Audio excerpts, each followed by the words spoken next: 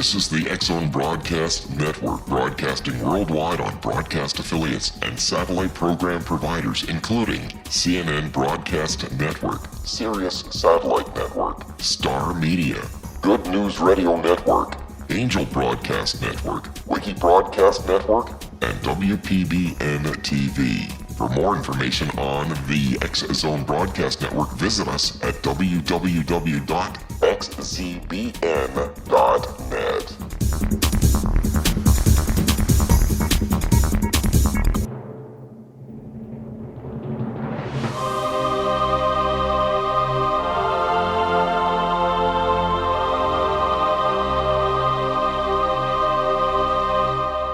The Science of Magic with Gwilda Wiyaka is largely an opinion talk show. All opinions, comments, or statements of fact expressed by Gwilda Wiyaka's guests are strictly their own and are not to be construed as those of the Science of Magic or endorsed in any manner by Gwilda Wiyaka, REL-MAR McConnell Media Company, its affiliated networks, stations, or employees.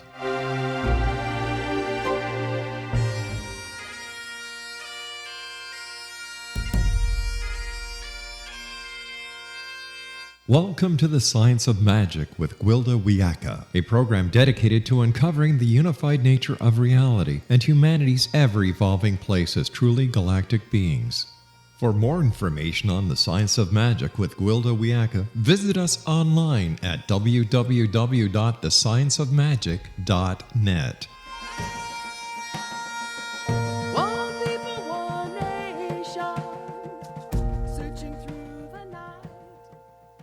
Hello again, and welcome to the Science of Magic, a program combining the science and magic of today's leading topics to co-create new solutions and hopefully promote evolutionary thinking. I'm your host, Gwilda Wiyaka. This hour, we'll be exploring shamanism, animal wisdom, and integrative veterinary medicine. Without exception, in every shamanic tradition, animals are seen as bringers of wisdom, spiritual power, and personal support, as well as holders of unique frequency necessary to the balance of nature. When eaten, they're honored for their sacrifice that people may live. In both spirit and physical form, animals are respected and revered. They're seen as intelligent teachers, vital aspects of a planetary family. What, oh what, has happened to the modern world? Somewhere along the way, we decided animals were unintelligent, subhuman, here for our use, abuse, and manipulation. Totally dispensable if they get in our way.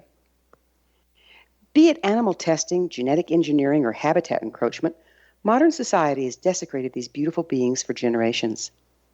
Now we see whole species going extinct daily. What will happen to the Earth when entire bandwidths of frequency are no longer anchored by multiple species?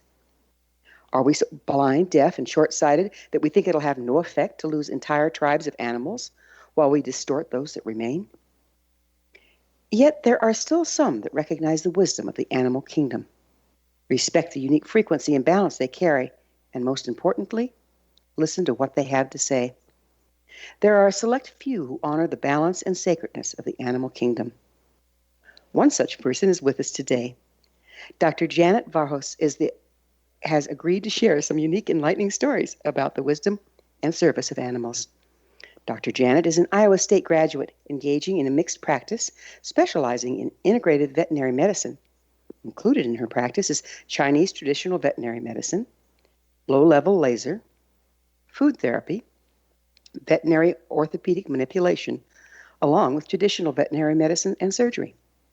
Dr. Janet, the mother of 2 grown children, lives in Colorado with her husband Mark and 10 animals.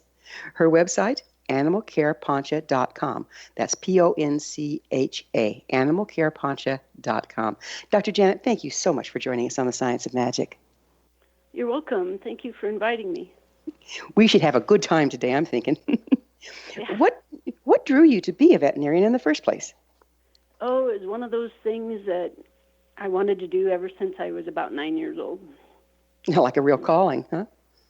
Yeah, I think it was, and I didn't know what else I would do if I didn't get in, so luckily I got accepted. Is it hard to get into veterinary school? It is. It's probably too hard. There's a lot of good people that don't make it. That's too bad. Did you originally plan on being a holistic vet? No, not at all. So what drew you down that path? I was a little bit interested in herbs and stuff, but probably my own crisis in my life that pushed me to acupuncture, and it saved my life. And then I needed to know why and offer it to my patients. So you started out in traditional veterinary medicine, and then because of something that went on for your life, started looking deeper into it? Yes, and seeing dogs with the same disease I had and giving them the drugs that I wouldn't take. You know, you have to have a kind of a come to Jesus with yourself. Yeah. Do you mind sharing what the condition was? I had an autoimmune disease, and so I didn't have any platelets. My blood wouldn't clot. And they wanted to do surgery, and my gut just said that was the wrong thing. So would that surgery have been a bone marrow transplant? No, it would have been to remove my spleen, which would have meant that if I got bit by a cat or dog, it would kill me. Not really great in your line of work, right? No. And if I didn't, then if I got kicked by a horse or something, that would kill me. So. Oh, man. Well, it's time for a commercial break. We'll pick up with this on the other side of the break, and Janet and I will return shortly. So don't you folks go away. You're listening to The Science of Magic. Our current episodes are internationally broadcast and aired daily through the X-Zone Broadcast Network, xzbn.net. The X-Zone is based in Hamilton, Ontario, Canada. In service to our listeners, prior innovative episodes can always be accessed free of charge on our website, thescienceofmagic.net.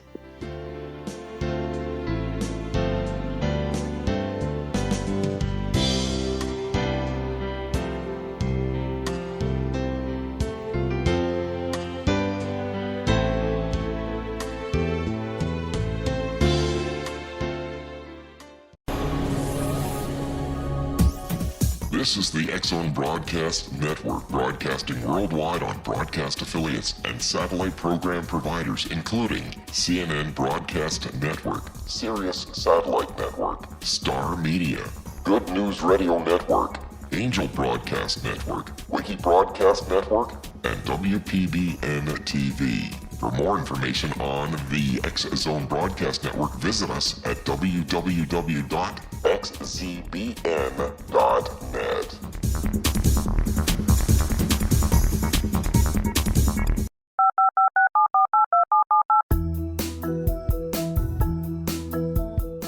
Did you know that when you're on the road with limited data or Wi-Fi, you can still listen to the X-Zone Radio Show with Rob McConnell, The Science of Magic with Gwilda Wiyaka, X-1, Dimension X, Space Patrol, and every minute of the X-Zone Broadcast Network by calling 213-401-0080, courtesy of Audio Now. No smartphone, app, or internet needed. It saves your data plan, and it's free if you have unlimited minutes. Call 213-401-0080 to listen on any phone, anytime, anywhere.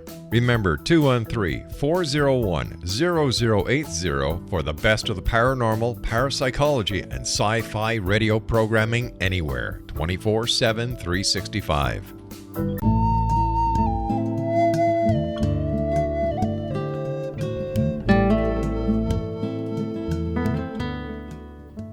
Welcome back. This is The Science of Magic, dedicated to unification and evolution of consciousness. I'm your host, Gwilda Wiyaka. Our guest this hour is Dr. Janet Varhus, an Iowa State graduate engaging in mixed practice, specializing in integrative veterinary medicine. Her website, animalcarepancha.com. So, Janet, because of your personal health crisis that kind of changed your framing for how you wanted to treat your animals, how did you start engaging in a more holistic approach? The first thing I did was I took an acupuncture class, and that sparked my interest. And then I started, it was interesting because things just kept opening up different avenues of treating. I had a horse come in my life that was severely injured, and nothing would heal him. And I'd used the laser years ago, and I had a feeling that would help him. And eventually, after 7 months, I broke down and got the laser, and in 2 weeks, it healed him. Wow. Tell us about the laser. So it's the kind I have, they call a low-level laser, so it works at a 635 nanometer wavelength. That's the wavelength of light that cells function at. So I program it in to blink at different frequencies to resonate with different kinds of cells, like a tuning fork would resonate with notes. So basically, go ahead. Oh, I like it because it helps the cells heal themselves. You kind of like attuning them, right, to their own frequency. Yeah. And wow. Which is a lot how acupuncture works and how herbs work, and but it certainly helped him heal. Why do you think it works so well with the horse? Well, I'd had a medical intuitive look at him, and she thought she saw something toxic in his leg, and the way she described it. And so they did another surgery looking for a foreign body, and they didn't find it. So then when I took the laser class, I asked them, how do I heal this? And the instructor almost described word for word a black hole of energy that was holding the wound from healing. And it was almost the same words that the medical intuitive had seen. So like you were looking at a polarity reversal or a miasm within the tissues. Yes, something there. So with the laser, I use settings to remove that, and his leg completely healed. Well, you said something that perked my shamanic ears, that you work with a medical intuitive. Can you tell us about that? Yeah, I've worked with that. She can see what I'm doing when I'm lasering and stuff, so that kind of gave my Western brain a more validation of what the laser's actually doing. And I think a lot of the laser somewhat has to do with intention, as well as the frequencies. That's pretty fascinating. So you feel it's an interaction between you and the laser as well as the patient. Yeah, I think you have to be focused on that to bring your own energy into it. I know that's absolutely the old forms of acupuncture taught that was a great part of it, that the practitioner was part of the tool. And it's fun to see that modern day equipment is coming on that you can still work with that way. Yes, I think the acupuncturist had a lot of sense that unfortunately in Western culture we've thrown out, and the fact that it survived 2,000 years pretty much validates that it does work. And go ahead. No, go ahead. When I was in pre-med, one of the things that fascinated me is they instructed me that our medicine, Western medicine, is based on study with cadavers, where Eastern medicine was based on study with live beings. And if you're dead, there's no energy to track. So it's not surprising that we don't recognize the energetic aspect of medicine. Do you think? Yeah, that could be it. And Western medicine's focused on the symptoms, and Chinese medicine is focused on the imbalance, I should say. That makes sense. And they were very intuitive because they didn't do surgery or open up cadavers to see where these acupuncture points were, and yet they often coincide where the innervation is to those organs. So fascinating. How similar are dogs and humans? They're very similar. They have all the same organs and pathways, and some of the Chinese medicine is newer in animals. It's only about 100 years or 200, and so there's a lot of extrapolation, and sometimes they learn that's not quite right, but it's, for the most part, they're very, very similar. Very accurate, because you look at their paws and the acupuncture points on our hands, they pretty much correspond, don't they? Yeah. It's fascinating, and then we think we're so different, right? Yes. No, animals are way more evolved than us sometimes, I think. Yeah, I'm with you there, and we will get into that in this session. So would you mind getting us all on the same page, Dr. Janet, and tell us, how do you define integrative medicine, veterinary medicine? What is that exactly? Um, that's kind of my term that I like the best. It means that I combine the best of Western and the best of Eastern medicine, or alternative as they call it. Some animals come in and I don't have a good answer for them with Western medicine. My own dog, being an example, last year went into acute kidney failure, and there really wasn't much I could do for him. But I did acupuncture and Chinese herbs, and he's 14 and he's doing great. So if he would have been left to just the typical Western approach, he wouldn't be here. Is that correct? I think so. If I had a dog come in when I was only doing Western medicine and it looked like that kind of blood work, I wouldn't have given much hope for him at all. Wow. So with the animals, are you starting to see trends that are different than what have been in the past as far as different illnesses, maybe based on what we're being exposed to? Oh, certainly. I think they follow the humans because they're so intertwined. But we're seeing inflammatory bowel. We see way more thyroid issues, autoimmune problems. Do you think that the animals take on their owners' difficulty to help them process it? That seems to be the case in some cases. Often animals will have the same disease as their owners. And I wonder, are they actually carrying part of it or just aligning with us? That's a good question. I don't have an answer for that one. So are there very many people practicing the integrative veterinary medicine? It's getting more popular. I think it's, a lot of consumer driven too, because people are asking for it, at least in my world. And hopefully it will continue to expand. What are the advantages? What are the advantages of blending the traditional veterinary medicine and surgery with the integrative techniques? You can just make the integrative can often make surgery go better. It can help eliminate some of the complications. Like I said, sometimes when Western doesn't have an answer, the alternative does, and sometimes you do need surgery and you do need emergency care. Mm-hmm. So absolutely.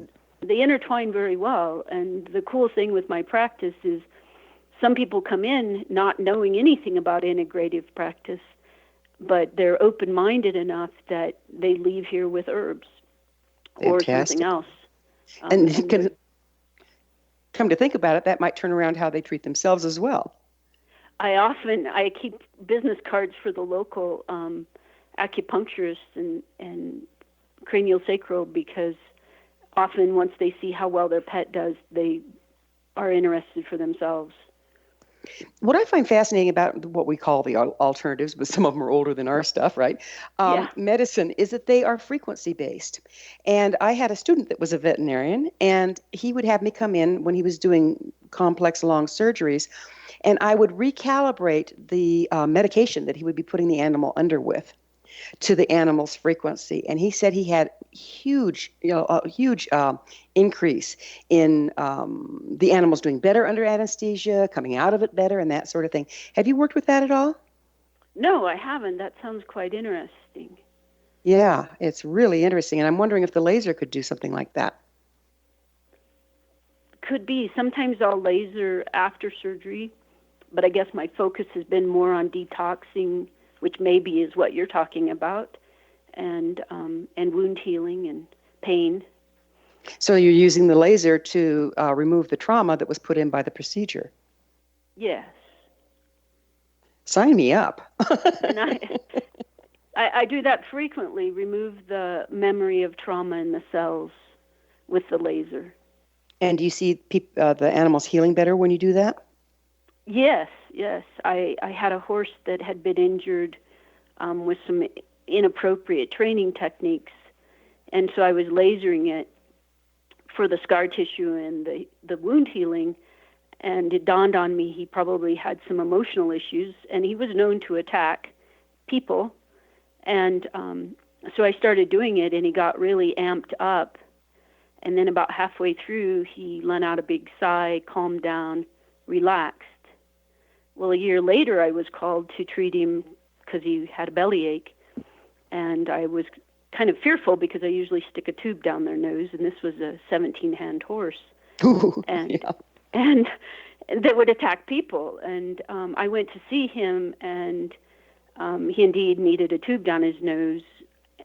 And he stood there with no restraint, and I passed it.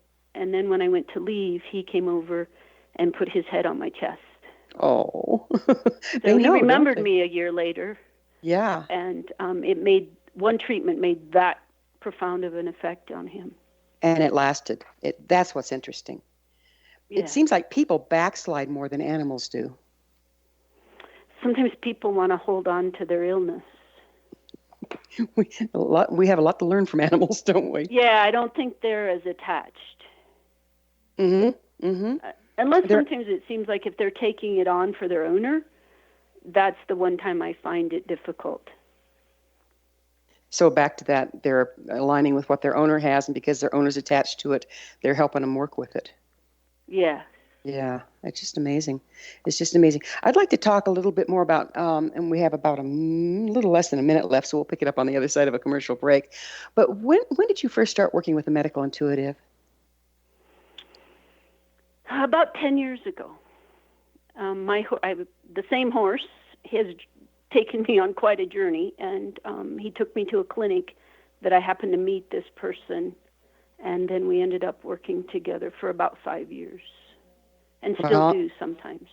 On the other side of the break, I'd like to get a little deeper into that, because that's integrative medicine at its finest, I'm thinking. Yeah, there you go. Yeah. All right. So it is time for another short pause. Dr. Janet and I will return to our discussion on the other side of this break, so don't go away. We're coming to you through the X-Zone Broadcast Network, where new and exciting things are always afoot. You don't want to miss the other fine shows and hosts on xzbn.net. You're listening to The Science of Magic, your resource for creative solutions in a changing world, thescienceofmagic.net.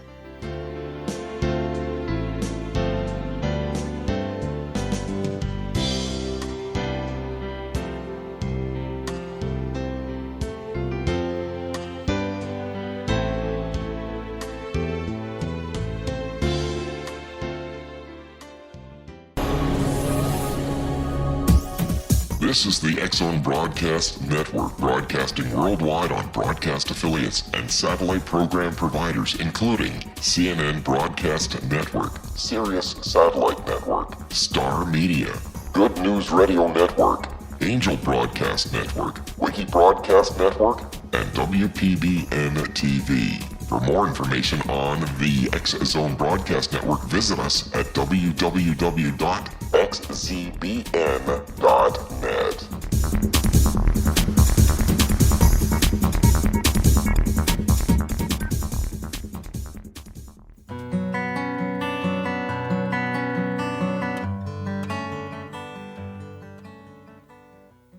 Welcome back. This is The Science of Magic, a place where magic and science come together to promote enlightenment.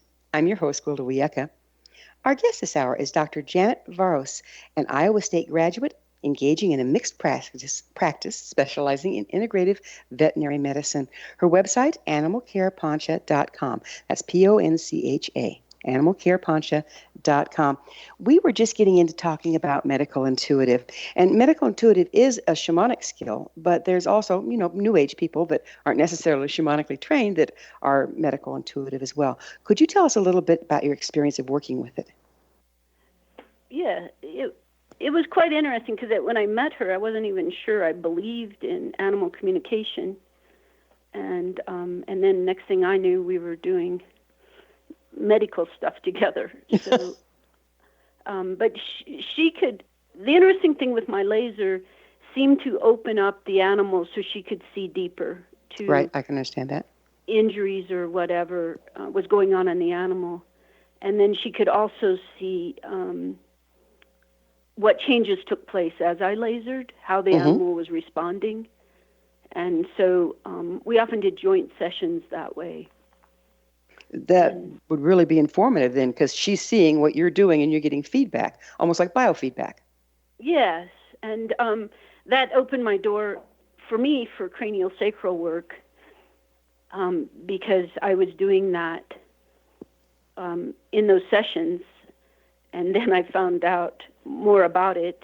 The same horse took me to meet a craniosacral person. That horse has been a server for you. Oh, he's my shaman. Amazing. So, how do you do craniosacral on horses?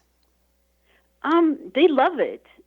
They really love it, and you just put your hands on. So, craniosacral, would you describe that for us, please? Craniosacral, in the best definition, is that you tap into the rhythm of the cerebral spinal fluid moving, but it can go quite deeper than that. But you can really feel by putting your hands on their spine that motion, and kind of help be a fulcrum to allow the body to reset itself. Are you able to track imbalances then and restrictions through the cerebral fluid? Yes. And I've also heard that a lot of our brain actually is in our spine as well as in our gut. But yeah. But so that would mean that you're really affecting a change in the whole nervous system, aren't you? Yes, and then I think, and then there's lymphatics involved in that, because now they're finding that the cerebral spinal fluid and the lymphatics are connected. Oh, that's fascinating. So then you've got your immune system going. Yes, and then you've got the connective tissue that in vet school they just saw as fibrous bands, is actually an energetic soup that everything flows through the meridians and stuff. So, you can affect quite a bit. Just from laying your hands on the cerebral spinal rhythm. Mm-hmm. That's amazing. And how about veterinary orthopedic manipulation? How do you do that, and what benefits have you seen? So that's using a chiropractic mallet, and you go down the spine, and animals have a paniculus response. So that's like sometimes a little jerk or a jump when they're out, and so you can kind of track that. And I've seen amazing results. I do a lot of paralyzed dogs, and they'll start walking again without surgery. Wow. Now, do you use a regular chiropractic activator? Yes. And what's the principle behind that tool? That helps release the soft tissue, the fascia, and kind of keep the alignment from going out of adjustment faster. So the bones go where the muscles pull them, basically. Yes. So if you just treat the spine but not the soft tissue, you're probably not going to have near the effect. How long have you been doing the alternative now? Probably about 15 years. And how much improved would you say your effectiveness as a practitioner is as a result? Oh, it's hugely better, because now I see things that I didn't used to see. When I palpate, I find different things. I pick up pain a lot easier, because animals often are prey animals, or they are the prey, and so they don't want to show their problems. So just learning an acupuncture exam was huge in opening up a whole new vision for me of seeing imbalances. Do you get a visual on it, or do you feel heat signatures? It just depends on the day and the animal. Sometimes I'll feel heat. Just putting my hands on, I'll feel, with acupuncture points, sometimes I'll feel depressions or fullness or pain.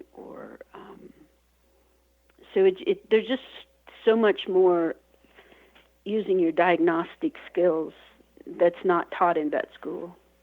It occurs to me that you've had to scrounge around in all sorts of different places to get the education and alternative practices. Is there some place that a veterinarian can go, and is this taught anywhere in its completeness? No. There's places like the Chi Institute in Florida that teaches traditional Chinese medicine, which includes herbal and food therapy and acupuncture. So that's probably the most complete that I know of. Is it specifically for veterinarians, or is it just for medical people? Oh, it's for veterinarians. Just for veterinarians. Nice. Well, let's open up a school. Yeah, there you go. I'm game. You're game. See how easy you are. Well, I don't have to do emergencies, right? Right. There you go. So let's talk a little bit about animal communication. What's been your experience of it? Some people are truly gifted. I find there's different levels, which can progress to the medical intuitive part of it. But I find a lot of my clients they just know things about their animals that they may not realize it's animal communication, but it is. You know how mine started out is I used to entertain the family by saying what I thought the dog was thinking, right? Uh-huh. I just speak it. And then suddenly one day I realized, oh, I'm actually communicating what the animal is thinking or feeling. And I'd be reading body language and expression and all this stuff. But I actually got quite good at it. And what I found is every animal, just like every human, is different. Some are kinesthetic, some are visual, some are audio. So I get the information through from different channels. Have you seen that be the case? I would agree with that, because I don't always get information the same way when I'm working on animals. So do you sometimes get words? I do. Sometimes I do. And sometimes, especially at some emotional times, sometimes the animal will communicate to me something they want the owner to hear. Mm-hmm. And the first time that happened, I was too shy to say anything, and it was at an end-of-life thing, and I felt horrible.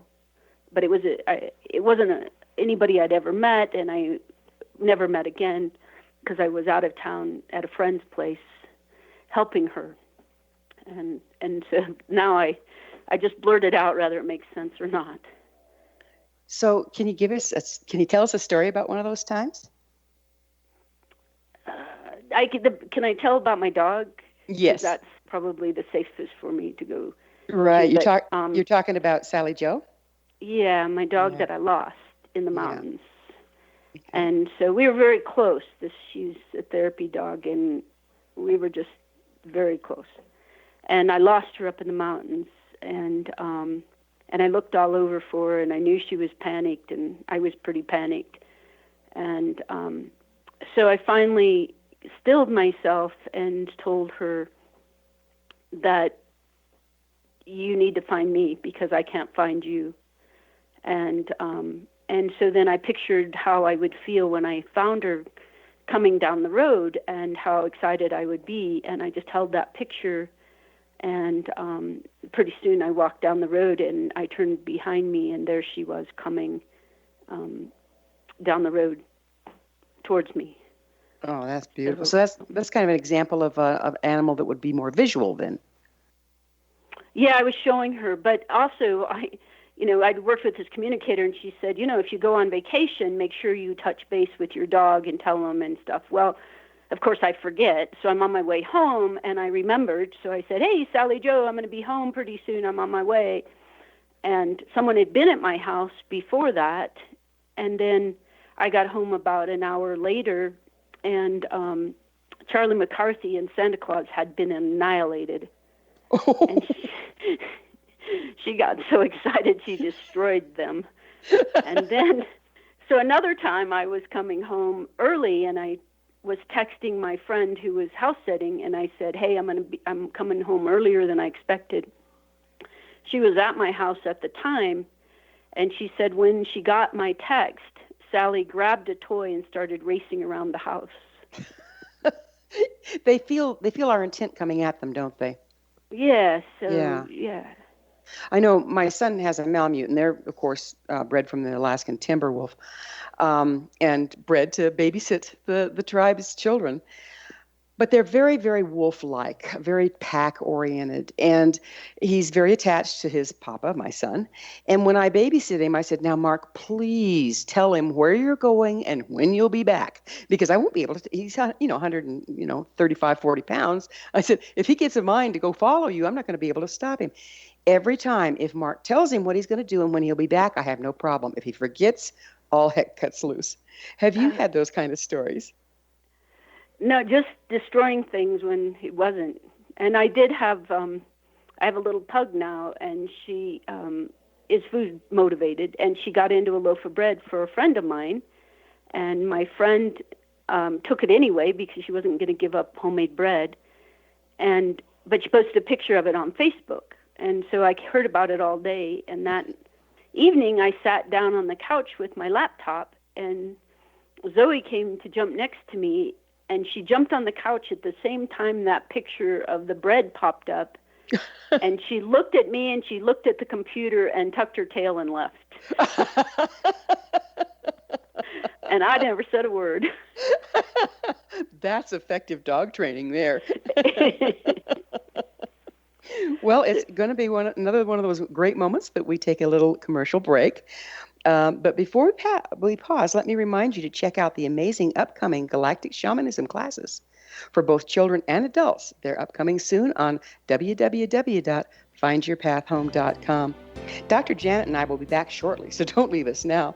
We'll talk more about animals, animal communication, and magical things. This is The Science of Magic, your resource to altruistic professionals of science and the esoteric, working to create common ground for the betterment of our world. Join our email family to receive our amazing topic-driven episode collections at thescienceofmagic.net.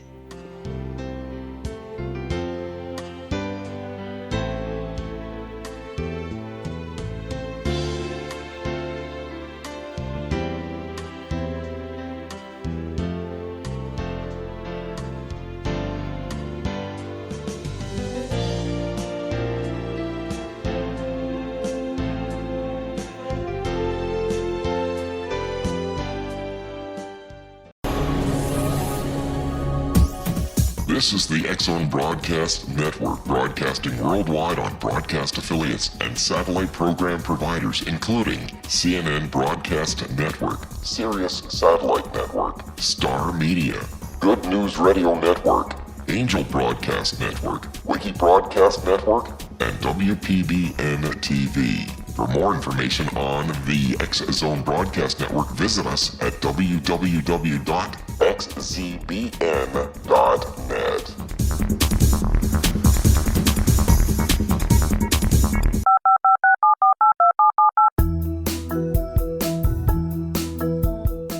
Did you know that when you're on the road with limited data or Wi-Fi, you can still listen to the X-Zone Radio Show with Rob McConnell, The Science of Magic with Gwilda Wiyaka, X-1, Dimension X, Space Patrol, and every minute of the X-Zone Broadcast Network by calling 213-401-0080, courtesy of Audio Now.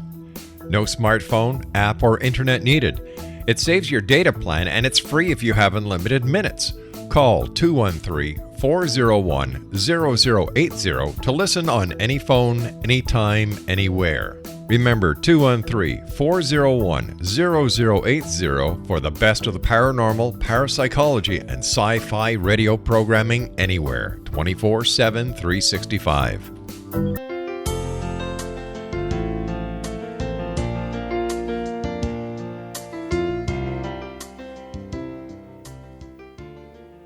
Welcome back. This is The Science of Magic, bringing together gifted people of service to the world. I'm your host, Gwilda Wiyaka. What's up in your world? I always love to hear from my listeners. Email me at info@thescienceofmagic.net and suggest a topic that's on your mind. You're probably not the only one that would enjoy hearing about it. Our special guest this hour is Dr. Janet Varhus, an Iowa State graduate engaging in a mixed practice specializing in integrative veterinary medicine. Her website, animalcarepancha.com, Poncha, animalcarepancha.com. Janet, we were getting into the magic of this. I mean, aren't animals just absolutely magic? How do we miss this? Yeah, totally. Yeah. You know, another thing that I find fascinating is interspecies relationships. So I remember one time I saw a film where these two hounds were running next to their owners who were riding mules, right? They're just going along on a family jog. All of a sudden, a cougar came running up to grab one of the hounds.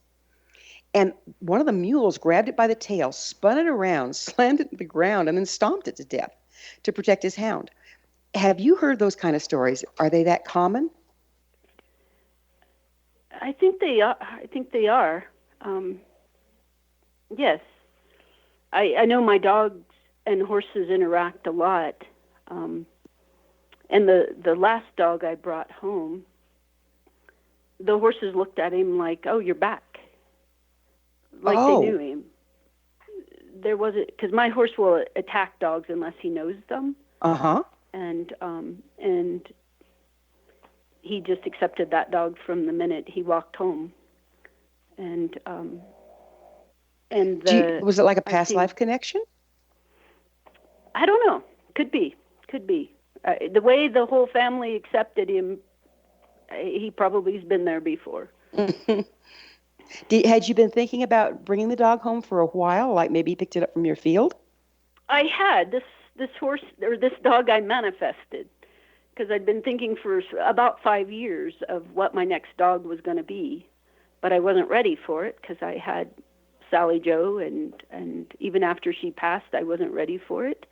But he came into my life, and I was out hiking with him when I realized that that's who he was. And I had been saying for years that I was going to get me a Tucker dog after a friend's dog whose name was Tucker that I really admired. And not only did this dog come with the name Tucker, he met all the requirements. And since I'm a pug lover, he came with a curly tail. Oh. And I used to have a black pug, and I say if he ever came back, this is the body he would pick. Because he was crippled most of his life, could not run and play, and this dog does nothing but run and play.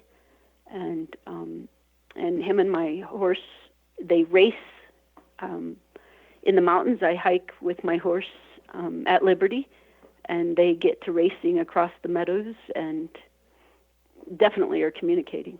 That's amazing. Again, like pack or herd. How they generalize like that is just amazing to me. You have some lovely stories about your little service dog in your clinic and how she's a little healer. Would you mind sharing those? She was a therapy dog, and she would know if an animal was seriously ill. She would stay with it, often lay next to it through a treatment. And she was never wrong, because sometimes I would think that I was going to be the hero and save this animal, and yet she wouldn't leave its side, and oftentimes it was terminal. And other times I thought it was serious, and she was off somewhere else, sleeping, not even concerned a bit, and it would survive. How many years did you work together? I had her 11 years. And when did you first start noticing her therapy skills? When she was 5 months old was when I had the ITP, and I got out of the hospital, and if I was in bed, she was in bed with me. And if any of you have ever had a 5-month-old boxer, she should have been destroying my house, left to herself that much. And she was not. And so I said, I'm going to make her a therapy dog as soon as she's old enough. And she also, helped the human component. If a client was in here with a health issue or a family crisis, she always picked up on it, and she would not leave them. And she went to the school, and the kids would read to her, and she managed to pick out all the Title I kids, the kids that needed extra help with reading. She would pick them out. Were the teachers able to see that was going on? She would love on them and sit on them and lick them and just bother them the entire time. I almost died of pneumonia when I was in my 30s, and I was in bed for 3 months, and I had a cat that laid on my chest purring loudly the entire 3 months. She only left me alone long enough to eat or drink or use the cat box. But before that time, she never purred at all. And after I healed, she never purred at all. Have you seen animals actually energetically working with people? I would guess that she did. And I have a little pug that I was doing a guided meditation session, and she started out laying between my legs. And I noticed as we worked, she kept moving, and she went to every one of my chakras. And by the time we finished, she was draped over the top of my head. Oh, man. Do they just come with this, or are some of them more gifted than others? Probably like people, some are more gifted. I think some are, when they're listened to, they're empowered. And they, just like us, if once I didn't know half of what I was doing till I worked with a medical intuitive, and she could help me see what I was doing. So in other words, you're giving the animal feedback for what they're doing. Yes, I think I am. And my little pug, I've seen her go up to, there's one old dog she treats. He comes in here and he's got bad elbows and a bad knee. She stops at the elbows, decides they're not worth it, and goes back to the knee. And she spends the entire session licking that one knee. Wow. Wow. And does it change? Like she just has a sense of what's needed at any given time? She'll work on different animals in different ways. Just amazing. What do you think is people's greatest misunderstanding about animals? I mean, we clearly don't have a clue, right? Yeah. I think that it's so funny when the reports come out that animals are sentient beings, that they can think, they can love. And I think anybody that's loved an animal and has had the animal love them back, that's no new information. No, it's not. But for society to start to recognize that is huge. Yeah, some of the societies or some of the religions that believe they don't have souls. No. They've never had a pet. Right, exactly. If they did, they're deaf, dumb, and blind. I mean, how can you miss it? They have such deep emotions and such devotion, that it's almost impossible to miss the light in their eyes and the beautiful love in their hearts. And yet, what's happening to them right now is heartbreaking. How do you think we can turn it around? I think each affect our own little corner. Yeah. Yeah. So if you were to give animals a voice at this particular time in history, what do you think they'd be trying to tell us? We need to start taking care of things. That's pretty much the same thing I've been getting. Yeah.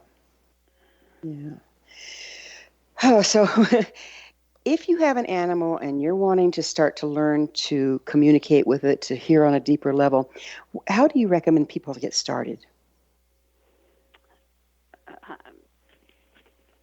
I worked with an animal communicator. Some of them have classes. The biggest thing is just open your heart. A horse showed me that one skill one time, and that's been a huge thing for me to get more information, is to listen with my heart instead of my brain. And we've lost that, haven't we? Yes, especially our academics totally push us towards doing everything from the brain. And that's not where we communicate, Yeah. There's an electromagnetic field generated around the human's body by the heart as it spins the blood in a spiral configuration, and then the red blood cells with the iron. It creates this electromagnetic field. We all know about it. It's measurable. Animals have the same one. And if we're centered in our heart, where those electromagnetic fields cross, we have a direct line of communication. Isn't that why it's most important to come from the heart? Yes. Yeah, amazing. So they have a lot to teach us about being in the heart, don't they? They have a lot to teach us about a lot of things. And my horse is trying hard. How old is he now? He's 17. Wow. Still kicking strong, huh?